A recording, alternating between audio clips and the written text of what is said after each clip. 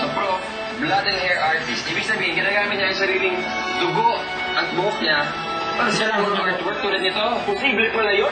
Paano nyo ba yan ginagawa? Lalo na kung maliwa ito, buhok. Paano yung ginagawa? Ito, nilalagyan ko ng buhok dito. Sinasabay na sa pintura habang ginagawa. Oo.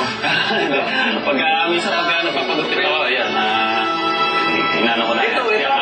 Ito ang nakakabilib ha, ang dugo. Paano yung ginagawa? Kasi dapat mabilisan niya, no? Yes, sir.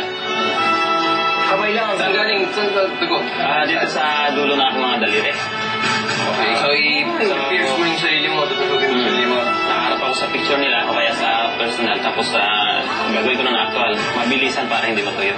Oo, pag naubos na, tutok ulit para lumabas na naman. And then, sabay ganun.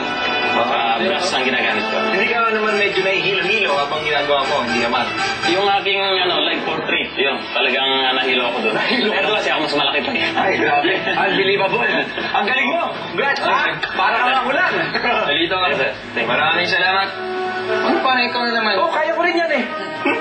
Sita lang yan, no? Believe it or not? Okay.